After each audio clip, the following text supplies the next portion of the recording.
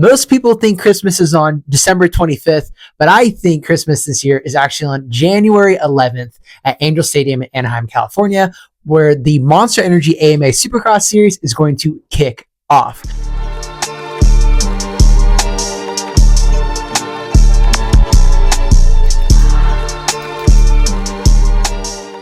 Welcome back to Ride JBI.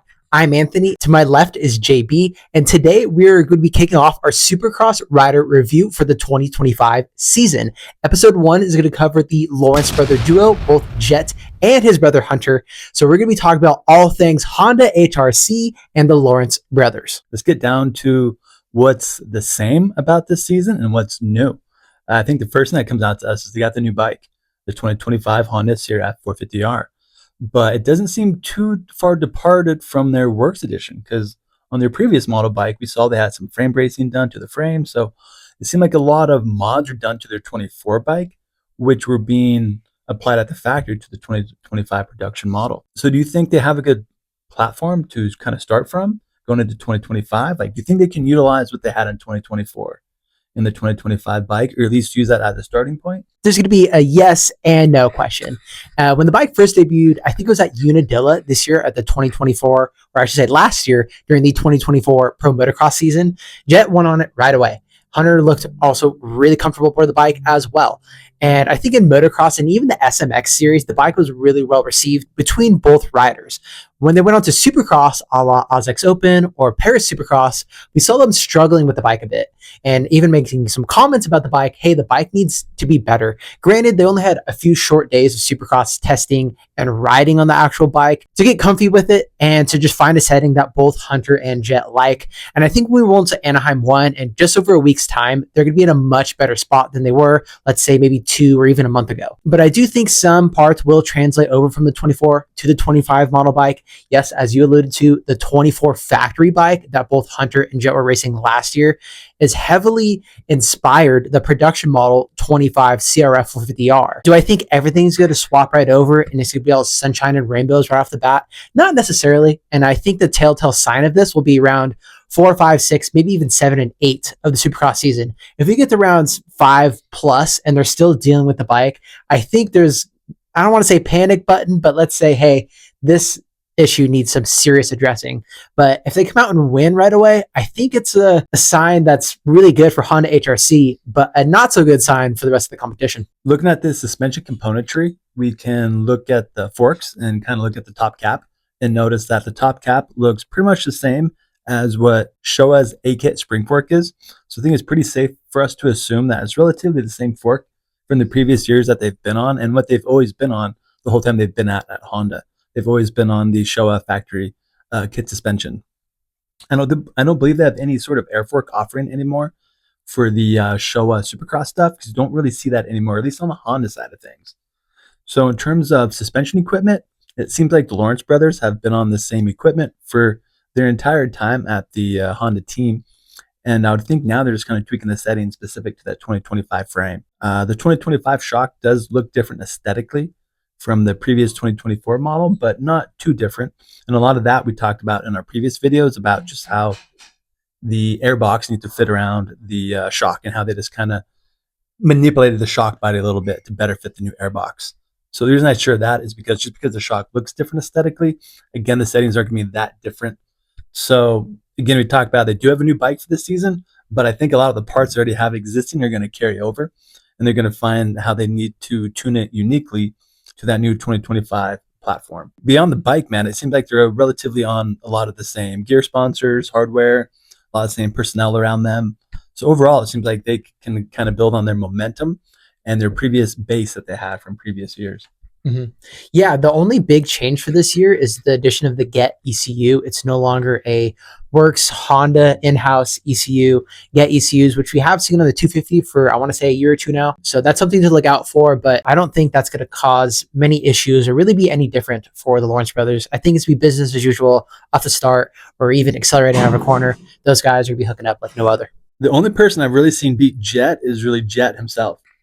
So who comes out on top this season? Do you think we see him continue his form of his rookie season, just how dominant he was? Or does maybe the kind of sophomore nerves maybe get to him, or let's say the pressure, if anything, and maybe not even the pressure from the media, but maybe from what he expects from himself as a rider. And he is now going to face a full deep roster of Supercross contenders this season. Mm-hmm. Yeah, I think with Jett Lawrence, I do not expect a sophomore slump. It's hard to tell exactly where the number one's head is at. I do know it kind of seems like he's taking a bit of a different attitude heading into the season, just based on preseason interviews, some of the videos he's put out just on social media. It seems like he just wants to, you know what, I'm here to just show up, do my work, and then I'm out. He's not super engaging with the fans anymore, and it's kind of pulled back some of the personality. And I think that's due to some of the backlash that he's kind of received, whether it's the Deegan drama or some of the drama with Anderson early in the Supercross season in 2024. I think if he could handle all of that, because it's obviously weighing on his shoulders, and then manage the expectations in his own mind, I have a hard time seeing anyone else just straight up beating the number one. Yeah, same, man. It's been fun watching him grow up into being the young adult he is. And it's been fun watching him go from, I won't say like a playful teenager to now a a cocky 20-year-old. And I don't mean cocky in a negative way, but just somebody that's very confident in himself, and as you should be for the position that he's in and how he's been performing. So, man, if I'm Jett, I think you kind of heavily rely on what you did the previous season, but maybe just kind of tweak it and tune it based on just your own experience and what you learned from that last year. Because, man, what they're doing is definitely right, because they've been very consistent in the past couple of years, 250 class, 450 class, with their results and what they're getting. So I think if they keep on the path that they're doing of what they're doing, they're going to have a very, very successful season again. And only Jett can beat himself, or maybe Hunter. Mm-hmm. I mean, Hunter is showing that the more time he gets on that 450, the more comfortable he's getting. So this could be the offseason for Hunter that he needed, that we didn't know that he needed, to be Jett's rival out there. Yeah, I think for Hunter Lawrence, he has the opportunity to grow the most heading into 2025. I mean, if you rewind the clocks back a year ago, he missed the Anaheim 1 main event. Now, granted, there were some circumstances that were kind of, I don't want to say outside of his control, but just the Vince Freeze thing, the first corner that led into the LCQ, and kind of just snowballed from there. I expect Hunter Lawrence to make the main event at Anaheim 1 without a doubt, and then probably show the most growth in between rounds. I think a main event win is on the table for the 96. He didn't get any last year. Just start the year off on the right foot by maybe going out and being fastest qualifier, snagging a heat race win, and just getting through the first few rounds healthy, maybe snagging a top 5 in his first podium of his Supercross career, I believe. I think he'll be well in the mix with the guys, Eli Tomac, Chase Sexton, his brother, some of those guys. Do I put Hunter Lawrence into the title fight? I'm not quite there yet, just because he hasn't won a main event yet. It'd be different if we were coming into 2025 and he's won 2, 3, maybe even 4 main events, and I'm like, okay, you know what, Hunter Lawrence is in that title fight, but I just kind of put him a notch behind that group, that being Eli, Chase, and even Anderson, maybe, because he's a good point. Former champion as well. So I kind of put him a notch behind that, but I think there's going to be a huge growth period for Hunter Lawrence, both riding ability and his overall results. I think we're going to see a lot from the 96. Well, let's recap for what we covered for the Lawrence brothers. So new bike, but not a new bike. Mm-hmm. A lot of the same old previous kind of equipment and possibly settings to rely on from the previous season and to build from. Very much of the same personnel around the team. Looks like they got new Get hardware for these electronics. Mm-hmm. And again, there'd be some minor changes we're kind of overlooking. But again, overall, very much the same team. Nothing like a Pierce Brown, meaning going from KTM to a brand new team in terms for the Lawrence Bros. So I think that's a huge advantage they have. It's just the team they know they've been on for a while.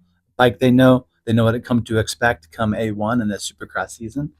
So I'm excited to watch him race, man. Jett proves to be a generational talent. Mm-hmm. And what he's done so far, if his career ends today, it'll still be talked about for the record books. But I don't think it will. So I think he's got a long future ahead of him. And I'm really excited to see what he does this 2025. Yeah, absolutely. I am right there with you, JB. I think that's very well said. That's going to wrap it up for episode 1 of our 2025 Monster Energy Supercross Rider review show.